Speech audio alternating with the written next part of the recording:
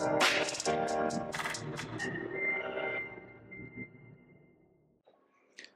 Everyone, welcome to my YouTube channel. నా పేరు Avinash. And ఈ వీడియోలో నేను నా డెవాప్స్ ప్రొఫెషనల్ సర్టిఫికేషన్ ఎలా క్లియర్ చేశానో, ప్రైమరీగా ఏం క్వశ్చన్స్ వచ్చాయి నాకు ఆ సర్టిఫికేషన్ ఎగ్జామ్లో అనేది అయితే డిస్కస్ చేస్తున్నాను.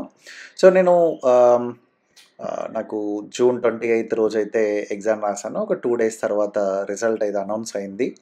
అండ్ టోటల్గా అవుట్ ఆఫ్ 1000కి 843 అయితే స్కోర్ చేశాను. ఈ సర్టిఫికేషన్లో డెవాప్స్ ఇంజనీర్ అనేది ప్రొఫెషనల్ సర్టిఫికేషన్ కేటగిరీ కదా.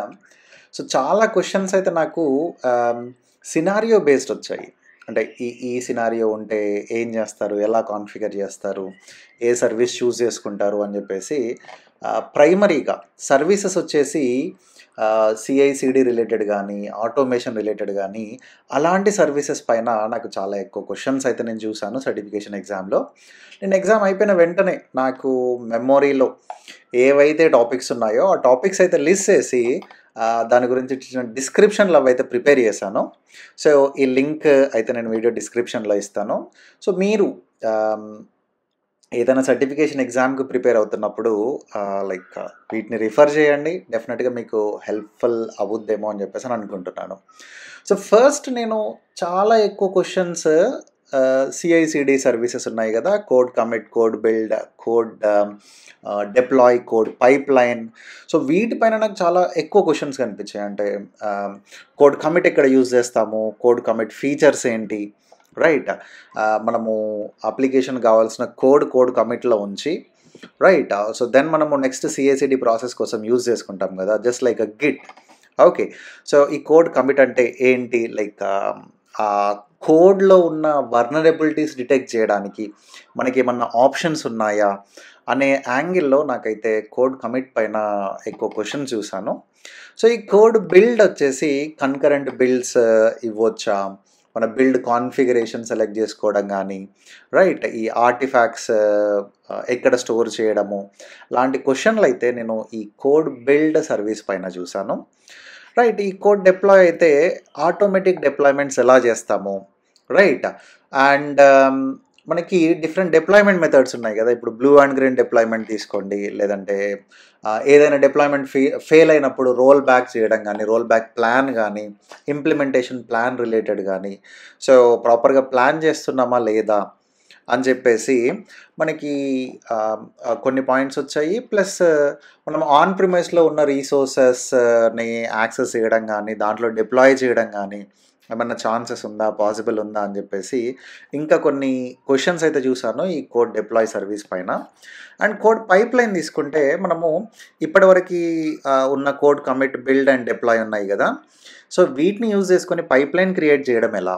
సో పైప్ లైన్ క్రియేట్ చేసేటప్పుడు మనము మాన్యువల్ అప్రూవల్ స్టేజ్ యాడ్ చేయడం కోసం కానీ, రైట్, లేదంటే ఆటోమేటిక్గా టెస్టింగ్ సినారియోస్ ఎలా యాడ్ చేయొచ్చు అనే పాయింట్ ఆఫ్ వ్యూలో కూడా నేను కొన్ని క్వశ్చన్స్ చూసాను. అంటే పైప్ లైన్ క్రియేట్ చేసేటప్పుడు మనం ఫస్ట్ స్టెప్లో కోడ్ కమిట్ తీసుకుంటాం, సోర్స్ కోడ్ ఎక్కడ ఉందని చెప్పి తీసుకుంటాము. Either it may be code commit కావచ్చు, గిట్ కావచ్చు. సో దెన్ మనం ఆ కోడ్ని ఏం చేస్తాము, ఒక ప్రాపర్ బిల్డ్ ఇస్తాము, ఆర్టిఫాక్ట్ తీసుకెళ్ళిపోయి S3లో స్టోర్ చేస్తాం కదా. సో దాన్ని ఒక దగ్గర డిప్లాయ్ చేస్తాము. అయితే ఈ బిల్డ్ అయిపోయిన తర్వాత, రైట్, మనకి ఈ డిప్లాయ్ కంటే ముందు మనం మాన్యువల్ స్టెప్స్ యాడ్ చేసుకోవచ్చు. అంటే మనకు ఒక టీఎల్ కానీ, లేదంటే సీనియర్ మెంబర్ కానీ ఆ కోడ్ రివ్యూ చేసి వాడు అప్రూవ్ చేసినప్పుడు మాత్రమే ఆ కోడ్ డిప్లాయ్ కావాలి అని చెప్పారంటే ఎలా, ఒక స్టేజ్ యాడ్ చేసుకోవడం ఎలా, రైట్, మళ్ళీ ఈ ఆటోమేటిక్గా టెస్టింగ్ అవ్వాలి. బిల్డ్ అయిపోయిన తర్వాత మనకి ఒక testing phase, ghost UI testing అని చెప్పేసి, బ్లేజ్ మీటర్ టెస్టింగ్ అని చెప్పేసి కొన్ని టెస్టింగ్ ఆప్షన్స్ ఉన్నాయి ఈ పైప్ లైన్లో యాడ్ చేసుకోవడం కోసము. సో నాకు ఆ టెస్టింగ్ ఫేజెస్ రిలేటెడ్ క్వశ్చన్స్ కూడా ఒకటి రెండు అయితే ఈ కోడ్ పైప్ లైన్లో టచ్ అయినాయి నాకు ఎగ్జామ్లో. సో దాన్ని ఇంకొక టాపిక్ ఏంటి అని చెప్పారంటే క్లౌడ్ వాచ్ డాష్ బోర్డ్స్. ఈ క్లౌడ్ వాచ్ డాష్ బోర్డ్స్ మనము మల్టిపుల్ రీజియన్స్ నుంచి ఎలా యాడ్ చేసుకోవడము, రైట్. సో, డాష్‌బోర్డ్స్‌ని ఎఫెక్టివ్‌గా ఎలా యూజ్ చేసుకోవచ్చు? అంటే డాష్‌బోర్డ్‌ని పబ్లిక్‌గా షేర్ చేయొచ్చా? లేదు ప్రైవేట్‌గా వేరే ఏడబ్ల్యూఎస్ అకౌంట్ యూజర్‌కి షేర్ చేయాలి అని చెప్పనంటే ప్రాసెస్ ఏంటి? అండ్ మనము ఈ cloud watch డాష్‌బోర్డ్స్‌ని Amazon Cognito సర్వీస్‌తో integrate చేసి, ఒక user name and password setup చేసి కూడా ఈ డాష్‌బోర్డ్ షేర్ చేయొచ్చు. ఈ డాష్‌బోర్డ్స్ ఎలా షేర్ చేయొచ్చు అనే దానిపైన రిలేటెడ్ కూడా నేను ఒక క్వెషన్ అయితే చూసాను. So, then CloudWatch alarms ఇదైతే మనకి అన్ని సర్టిఫికేషన్ ఎగ్జామ్స్‌లో కనిపించే common topic. Alarms like detection ఎలా అండ్ ఆహ్, లైక్ ఏదైనా థ్రెషోల్డ్ ట్రిగ్గర్ అయినప్పుడు ఎలా? రైట్. మనం కస్టమ్ నోటిఫికేషన్స్ సెండ్ చేయాలంటే ఎలా? అంటే ఫర్ ఎగ్జాంపుల్ ఒక స్పెసిఫిక్ ఈవెంట్ అయింది. ఒక బ్యాచ్ జాబ్ ఫెయిల్ అయిందనుకోండి. రైట్.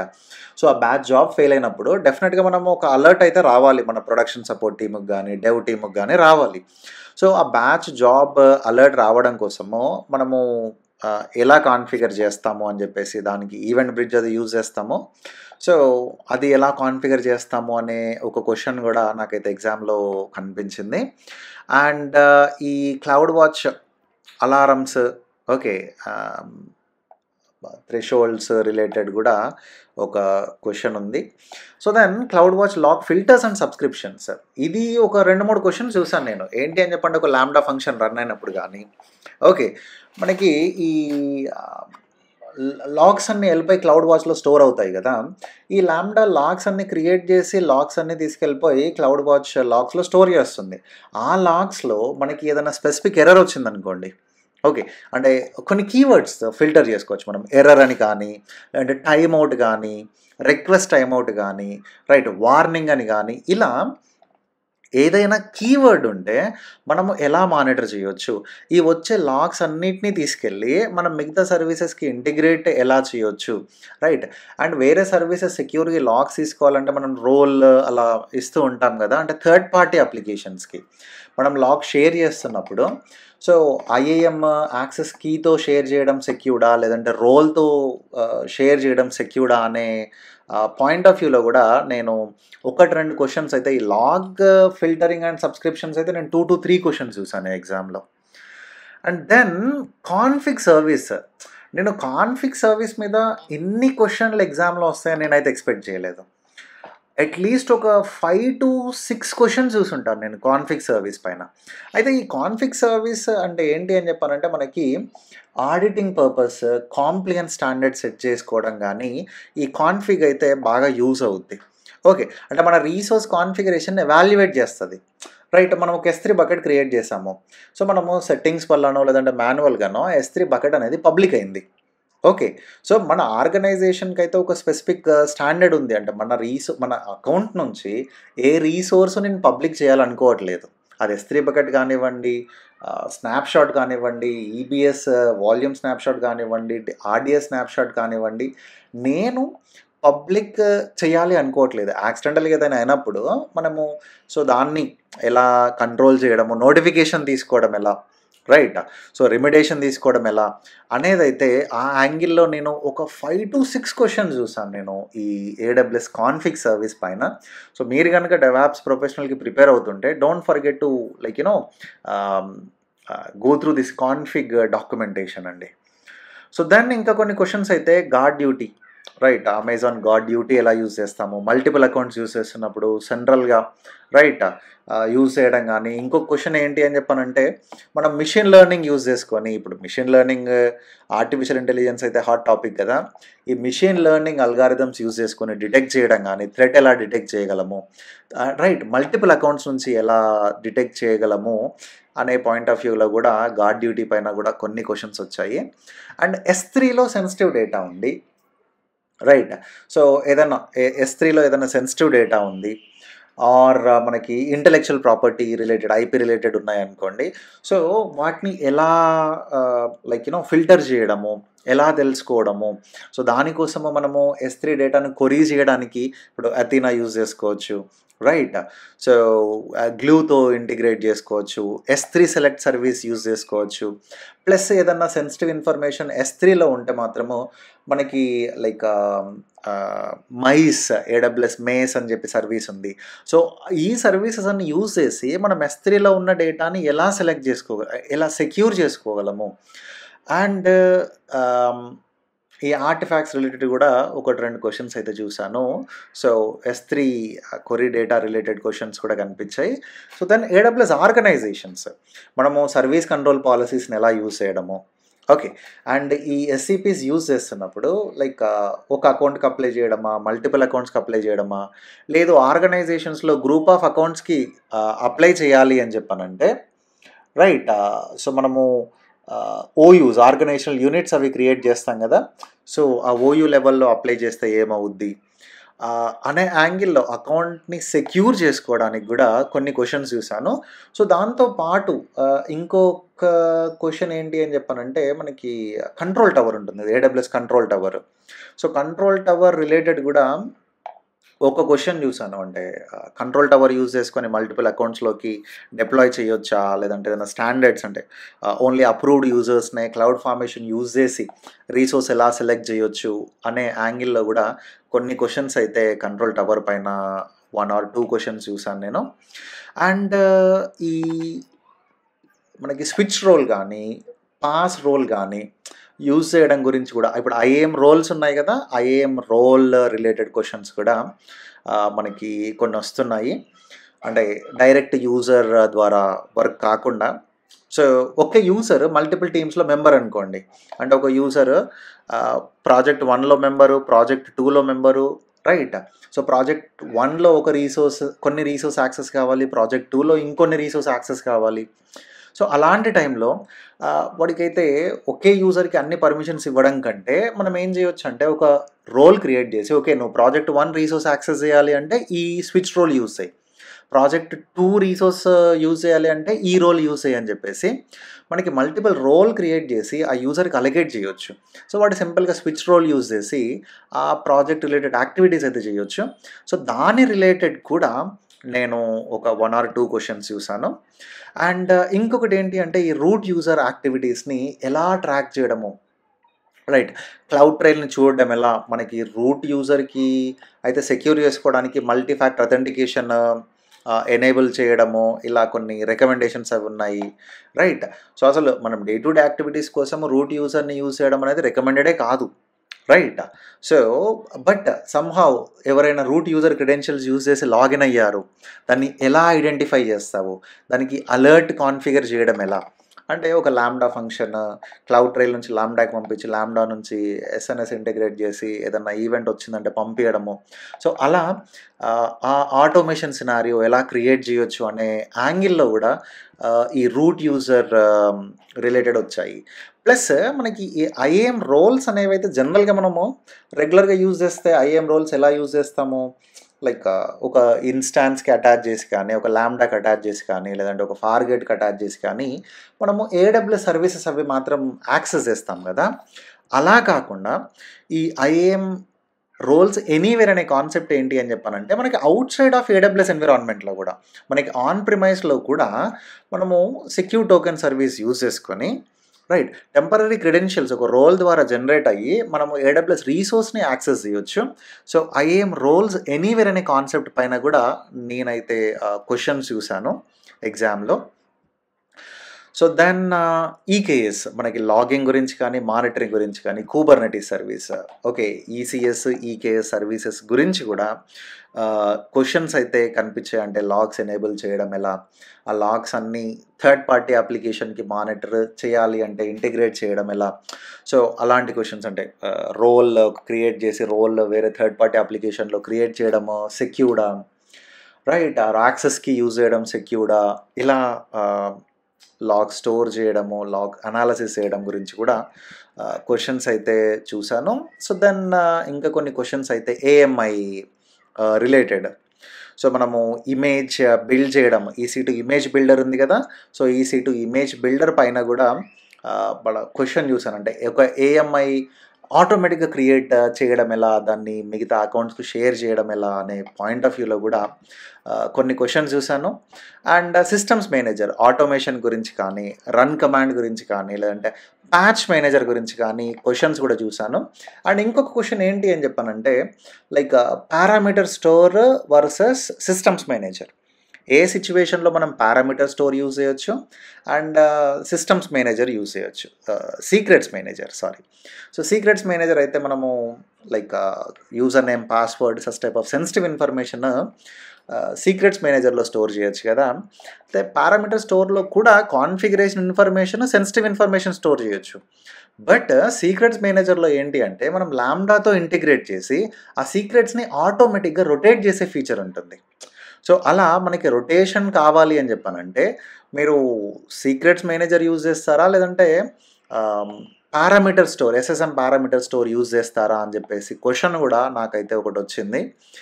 అండ్ ఈ రన్ కమాండ్ అంటే ఆల్రెడీ రన్నింగ్ ఇన్‌స్టాన్సెస్ ఉన్నాయి కదా! దానికెలా యూజ్ చేస్తారని వచ్చింది. అండ్ మనకి ఇప్పుడు యాన్సిబుల్ ప్లే బుక్స్ కానీ, చెఫ్ కుక్ బుక్స్ కానీ డిప్లాయ్ ఎగ్జిస్టింగ్ రిసోర్స్‌లో డిప్లాయ్ చేయడం కోసము మనకి అడిషనల్ కాన్ఫిగరేషన్ అలా ఏం అవసరం లేకుండా డిప్లాయ్ చేయడానికి ఏమైనా ఆప్షన్ ఉందా? అంటే మనకి రన్ కమాండ్ యూజ్ చేసి ఈ ప్లే బుక్ గానీ, ఇవి గానీ డిప్లాయ్ చేయొచ్చు. సో, ఆ డిప్లాయ్‌మెంట్ రిలేటెడ్ క్వెషన్ గూడా నాకైతే ఎగ్జామ్‌లో ఒకటి కనిపించింది. సో, నాకు ఎగ్జామ్ అయిపోయిన తర్వాత నేను గుర్తున్నవి, నోట్ చేసుకున్నవి అయితే ఈ టాపిక్స్ ప్రైమరీగా అంటే కొన్ని కొన్ని క్వెషన్‌లు ఒక్కో టాపిక్ మీద రావచ్చు. సో, బట్ నేను ఎక్కువ క్వెషన్‌లు చూసిన టాపిక్స్ పైన అయితే ఫోకస్ చేసి ఈ డాక్యుమెంట్ ప్రిపేర్ చేశాను. And yeah! ద స్కోర్ వచ్చేసి 843 వచ్చింది. Like yeah! అంటే ఎక్సలెంట్ స్కోర్ అని ఏం చెప్పను. బట్ క్వెషన్స్ మాత్రము చాలా సినారియో బేస్డ్ కదా! ఓకే. వాడు క్వెషన్‌నే ఇంత ఒక అట్‌లీస్ట్ ఒక 5 లైన్స్, 6 లైన్స్ ఇస్తాడు. ఓకే. సో, ఆ క్వెషన్ చదివి దాని లాజిక్ అర్థం చేసుకొని రైట్. సో, ఆ ఆన్సర్ సెలెక్ట్ చేయడం అనేది డెఫినిట్‌గా కొంచెం డిఫికల్టీ అనిపించింది. నేనైతే ఆల్మోస్ట్ 90% టైమ్ అయితే యుటిలైజ్ చేసుకున్నానండి. సింపుల్‌గా టక టక పెట్టేసి సైన్ ఔట్ కావడం అలా ఏం చేయలేదు. ఓకే. నేను ఈ లెర్నింగ్ ప్రాసెస్‌లో ప్రైమరీగా టెక్నికల్ క్వెషన్స్ గానీ, రిఫరెన్స్ కోసం గానీ 2 వెబ్‌సైట్స్ యూజ్ చేశాను. ఒకటొచ్చేసి exam topics. Most of the questions కొన్నైతే ఫ్రీ ఉంటాయి. దీంట్లో పెయిడ్ ఉన్నాయి. నేనైతే పెయిడ్ ఏం తీసుకోలేదు. జస్ట్ కొన్ని ఫ్రీ ఉన్న వాటిని రిఫరెన్స్‌గా యూజ్ చేశాను. సో, దాంతో పాటు రైట్ ఈ విజ్ ల్యాబ్స్ అనే ఒక వెబ్‌సైట్ ఉంది. దాంట్లో మనకి ప్రాక్టీస్ టెస్ట్‌లున్నాయి. సో, ఒక 4 ప్రాక్టీస్ టెస్ట్‌లు ఇచ్చాడు. ఈ 4 ప్రాక్టీస్ టెస్ట్‌లు ఆహ్, లైక్ ప్రతి ఒక్క టెస్ట్ 75 క్వెషన్స్ అలా ఉన్నాయి. నేను ఎగ్జాక్ట్‌లీ సేమ్ వస్తాయి అని చెప్పట్లేదు. ఇవన్నీ జస్ట్ రిఫరెన్స్ పర్పస్ కోసం మీరు యూజ్ చేసి మీరు ఎగ్జామ్ అయితే ప్రిపేర్ అయ్యి అటెంప్ట్ చేయొచ్చు. 100% అక్యురేట్ క్వెషన్స్ అయితే దీంట్లో ఉండవు. బట్ మీకు లాజిక్స్ కానీ, క్వెషన్ ప్యాటర్న్ ఎలా ఉంది అనేదైతే మీకు డెఫినిట్‌గా హెల్ప్ అవుద్ది. సో, నేను పర్సనల్‌గా ఈ 2 వెబ్‌సైట్స్ అయితే యూజ్ చేశాను ప్రాక్టీస్ కోసము. అండ్ మనకి ఏడబ్ల్యూఎస్ డాట్ ట్రైనింగ్ వెబ్‌సైట్‌లో కూడా మనకి రోల్ బేస్డ్ గానీ, లేదంటే ఇలా స్కిల్ లెవెల్ బట్టి గానీ కూడా మనకి కొన్ని టాపిక్స్ ఉన్నాయి. మీకు ఎనఫ్ టైమ్ ఉంది అని చెప్పానంటే I strongly recommend you to refer this AWS dot training website కూడా అండి. ఇదైతే ప్రొఫెషనల్ సర్టిఫికేషన్ మీకు ఒక జెన్యూన్‌గా 3 ఇయర్స్ ఎక్స్‌పీరియన్స్ ఉంటే మాత్రమే నేను అటెంప్ట్ చేయమని చెప్తాను. మీరు ఒక ఫ్రెషర్ మీకసలు అంటే ఎక్స్‌పీరియన్స్ యాడ్ చేస్తున్నారు. బట్ రియల్‌గా వర్క్ చేయలేదు. ఓకే. అలాంటి టైంలో నేనైతే రికమెండ్ అయితే ప్రొఫెషనల్ సర్టిఫికేషన్ యాడ్ చేయమని అయితే రికమెండ్ చేయను. నేను రికమెండ్ చేసేది లైక్ క్లౌడ్ ప్రాక్టీషనర్. మీరు ఫ్రెషర్ అయితే క్లౌడ్ ప్రాక్టీషనర్ రైట్. కొంచెం ఎక్స్‌పీరియన్స్ యాడ్ చేస్తున్నారు. లేదు అంటే ఆల్రెడీ ఒక 1 ఆర్ 2 ఇయర్స్ నుంచి బానే వర్క్ చేస్తున్నారు అంటే మాత్రము డెఫినిట్‌గా నేను సొల్యూషన్ ఆర్కిటెక్ట్ అసోసియేట్ సజెస్ట్ చేస్తాను. సొల్యూషన్ ఆర్కిటెక్ట్ అసోసియేట్ తర్వాత మీరు డెవాప్ సైడ్ వెళ్ళొచ్చు. రైట్. ఆర్ ఎనీ అసోసియేట్ అంటే ఇప్పుడు ఏడబ్ల్యూఎస్ ఏం చేస్తుంది అంటే మనకి డైరెక్ట్ ప్రొఫెషనల్ ఎగ్జామ్ రాయొచ్చు. ఓకే. ఒక పర్టిక్యులర్ ప్రీ రిక్వెసైట్ లాగాలని లేదు. అంటే అలా అని చెప్పేసి ఇంకొక పాయింట్ నేను స్ట్రెస్ చేయాలనుకుంటున్నా ఇక్కడ. మీరు సర్టిఫికేషన్ చేసినంత మాత్రాన మీకు జాబ్ వస్తదని మాత్రం అనుకోకండి. సర్టిఫికేషన్ అనేది మీకు జస్ట్ వెయిటేజ్ యాడ్ చేస్తది మీ ప్రొఫైల్‌కి. జాబ్ మాత్రం ఇవ్వదు సర్టిఫికేషన్. ఓకే. అండ్ కొన్నిసార్లు ఆర్గనైజేషన్సే సర్టిఫికేషన్ ఎగ్జామ్ స్పాన్సర్ చేస్తూ ఉంటాయి. సో, అలాంటి టైంలో మీరు డబ్బులేం లేకుండా గూడా మీరు ఈ సర్టిఫికేషన్ ఎగ్జామ్ అయితే రాయొచ్చు. ఇప్పుడు నేను ఈ సర్టిఫికేషన్ ఎగ్జామ్ రాయడానికి రీజన్ ఏంటి అని చెప్పానంటే ఏడబ్ల్యూఎస్ కమ్యూనిటీ బిల్డర్ లో నేను యాక్సెప్ట్ అయ్యాను గదా! సో, వాళ్ళు ఇయర్లీ ఒక సర్టిఫికేషన్ ఎగ్జామ్ కూపన్ ఇస్తున్నారు. ఆ కూపన్ తీసుకొని నేనైతే ఈ ఎగ్జామ్ 100% ఫ్రీ కూపన్ ఇచ్చారు. ఆ కూపన్ తీసుకొని నేనైతే ఈ ఎగ్జామ్ రాసాను. So I thank AWS for that coupon. And ఇంకా నెక్స్ట్ వీడియోలో నేను అయితే ఇంకొక థింగ్ ఏమైంది అంటే నేను ఎప్పుడైతే డెవాప్స్ ఇంజనీర్ ఎగ్జామ్స్ కోసం కూర్చున్నానో ఎగ్జామ్ రిలీజ్ కావడానికి వాడు చాలా టైం తీసుకున్నాడు. అంటే ఎగ్జామ్ రిలీజ్ చేయడానికి మనకి క్యూ ప్రాసెస్ ఉంటుంది. ఆ క్యూలో ఆల్మోస్ట్ నాది ఒక 65 దగ్గర ఉంది. అంటే 65 దగ్గర నుంచి 0 వచ్చేంత వరకు అయితే నేను ఎగ్జామ్లో వెయిట్ చేస్తూ ఉండాలి. లేదు అని చెప్పానంటే లైక్ దాన్ని ఎగ్జామ్ నుంచి బయటకు వచ్చేసి మళ్ళీ షెడ్యూల్ చేసుకొని కూర్చోవాలి. ఇంకా ఆల్రెడీ ప్రిపేర్ అయ్యి ఉన్నాం కదా అని చెప్పేసి నేను కూర్చొని ఉన్నాను. ఇంకా కూర్చొని ఎగ్జామ్ రాసా. అయితే ఈ తర్వాత ఎగ్జామ్ అయిపోయిన తర్వాత ఈ పియర్సన్ వాడు ఏం చేశాడు, వాడు కాల్ చేసి మిమ్మల్ని చాలా వెయిట్ చేయించాము, ఓకే దానికి కాంపెన్సేషన్గా మీకు ఒక కూపన్ ఇద్దాం అనుకుంటున్నాము, మీరు ఇంకొక సర్టిఫికేషన్ ఎగ్జామ్ కూడా ఫ్రీగా రాయొచ్చు అని చెప్పాడు. సో అలా చెప్పగానే నేను ఏం చేశాను, అయితే ఈ క్లౌడ్ ప్రాక్టీషనర్ సర్టిఫికేషన్ ఎగ్జామ్ ఉంది కదా, అది ఎప్పటి నుంచో పెండింగ్ ఉంది. అంటే నేను ఇప్పటివరకు నేను చేసిన సర్టిఫికేషన్స్ అంటే ఇక్కడ చూడొచ్చు, మీరు బ్యాడ్జెస్లోకి వెళ్తే నేను డెవాప్స్ ఇంజనీర్ ప్రొఫెషనల్ చేశా, సొల్యూషన్ ఆర్కిటెక్ట్ ప్రొఫెషనల్ చేశా, అయితే సెక్యూరిటీ స్పెషలిస్ట్ చేశా. ఇది లాంగ్ బ్యాక్ చేశా. ఈ ఎగ్జామ్కి 2 సార్లు ఫెయిల్ అయ్యా. బేటా వర్షన్ ఉన్నప్పుడు ట్రై చేశాను, తర్వాత క్లియర్ చేశా. కాకపోతే ఏంటి అంటే జనరల్గా ఏ సర్టిఫికేషన్ ఎగ్జామ్ అయినా 3 years వ్యాలిడిటీతో వస్తుంది. సో నాకు 2009లో కంప్లీట్ చేశాను. 3 years ఎగ్జాక్ట్లీ 3 yearsకి ఈ ఎగ్జామ్ అయితే ఎక్స్పైర్ అయిపోయింది. ఓకే, అంటే మనకి నేర్చుకున్నదైతే డెఫినెట్గా మర్చిపోము, మళ్ళీ మనం రీసర్టిఫై చేసుకోవాలి. అంటే ఇది యాక్టివ్లో కనిపించాలి, ఇలా ఎక్స్పైర్డ్ అని కాకుండా యాక్టివ్లో కనిపించాలి అని చెప్పానంటే మనం రీసర్టిఫై చేసుకోవాల్సి ఉంటుంది. సర్లే ఎందుకు మనకు సబ్జెక్ట్ అయితే వచ్చింది కదా అని చెప్పేసి రీసర్టిఫై చేయలేదు. సో అలాగే సొల్యూషన్ ఆర్కిటెక్ట్ అసోసియేట్ ఉంది. నా ఫస్ట్ సర్టిఫికేషన్ ఎగ్జామ్ అయితే సిసాప్స్ అడ్మినిస్ట్రేటర్, ఇది 2017లో చేశాను. సో ఈ 3 years వ్యాలిడిటీ ఉంది కదా, అయితే ఈ ఎగ్జామ్ దగ్గర చాలా డిలే అయిపోయిందని చెప్పేసి వాడు ఫ్రీ కూపన్ ఇచ్చాడు.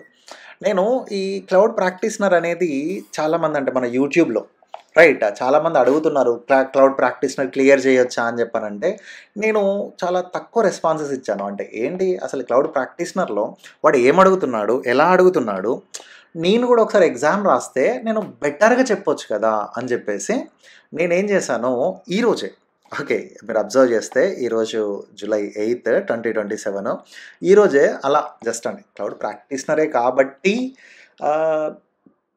బేసిక్స్ అలా చూసి ఎగ్జామ్ రాసేసా. ఓకే, సో ఆ ఎగ్జామ్ అయితే క్లియర్ అయింది. ఆ ఎగ్జామ్లో 897 మార్క్స్ అయితే వచ్చాయి. అదే ఎక్స్పెక్టెడ్, అంటే హార్డ్లీ ఒక 5 క్వశ్చన్లు పోయి ఉంటాయి నాకు తెలిసి, 5 or 6 మ్యాక్సిమం క్వశ్చన్లు. అవి కూడా మరి ఎందుకు పోయాయో నేను ఇంకొంచెం బెటర్గా ఎక్స్పెక్ట్ చేశా. బట్ సమ్హౌ యా అవి ఎక్కడ అంటే ఇలా మై అకౌంట్లోకి వెళ్ళినాక ఈ రిపోర్ట్ చూడడం కోసము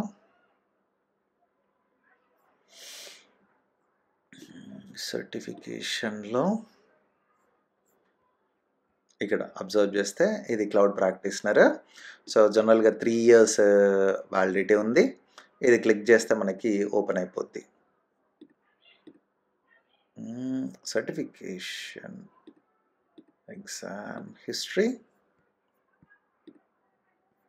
ఓకే ఇది. సో ఇక్కడ అబ్జర్వ్ చేస్తే 897 సో అవుట్పుట్ అయితే ఐ మీన్ అవుట్‌కమ్ అయితే పాస్. సో ఇది ఎలా చేశాను, ఏ సర్వీసెస్ పైన నాకు క్వెషన్స్ వచ్చాయనేది నేనైతే ఇంకో వీడియో చేస్తాను. అయితే ఈ డెవాప్స్ ప్రొఫెషనల్ వీడియో అయితే ఎక్కువ మందికి యూజ్‌ఫుల్ కాకపోవచ్చు. బట్ క్లౌడ్ ప్రాక్టీషనర్ అంటే ఫ్రెషర్స్ కానీ, ఇప్పుడే మార్కెట్‌లోకి క్లౌడ్ నేర్చుకొని వద్దామనుకుంటున్న వాళ్ళు రైట్. సో వాళ్ళకైతే ఈ క్లౌడ్ ప్రాక్టీషనర్ బాగా యూజ్ అవుద్ది అని చెప్పేసి నేను పర్సనల్‌గా అనుకుంటున్నాను. సో డెఫినెట్‌గా దీని గురించి లైక్ ఒక 1 ఆర్ 2 డేస్‌లో డెఫినెట్‌గా వీడియో చేసి నేనైతే రిలీజ్ చేస్తాను. సో ఆ టాపిక్స్ అయితే ఇంకా నాకు మెమోరీలో చాలా ఎక్కువున్నాయి. ఎందుకంటే ఈరోజే ఎగ్జామ్ రాసాను గదా! నాకు మెమోరీలో చాలా ఎక్కువ ఉన్నాయి టాపిక్స్ ఏమేమొచ్చాయి, క్వెషన్ ప్యాటర్న్ ఎలా ఉందని జెప్పేసి. అండ్ మన వీడియో ఉంది గదా యూట్యూబ్‌లో. సో ఈ యూట్యూబ్‌లో చాలా మట్టికి టాపిక్స్ అయితే మన 18 అవర్స్ వీడియో ఉంది గదా! ఈ వీడియో నుంచి కవర్ అయ్యాయి. అయితే కొన్ని టాపిక్స్ ఓకే. కవర్ కాలేదు. నేను యాక్సెప్ట్ జేస్తాను. కొన్ని టాపిక్స్ అయితే ఈ వీడియోలో కవర్ కాలేదు. ఆ కవర్ గాని టాపిక్‌లు కూడా నేను చేసే వీడియోలో కవర్ జేస్తాను.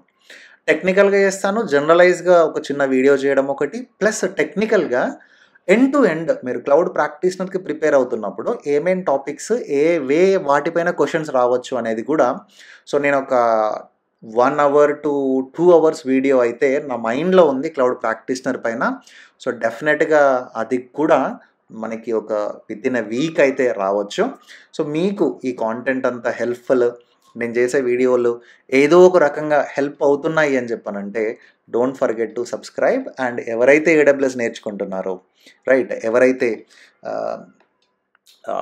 జాబ్ సర్చింగ్ ప్రాసెస్లో ఉన్నారో ఏడబ్ల్యూఎస్ రిలేటెడ్ వాళ్ళకి మన ఛానల్ షేర్ చేయడం కానీ, మన వీడియో షేర్ చేయడం కానీ మర్చిపోకండి. And thank you. Don't forget to subscribe. See you again in next video.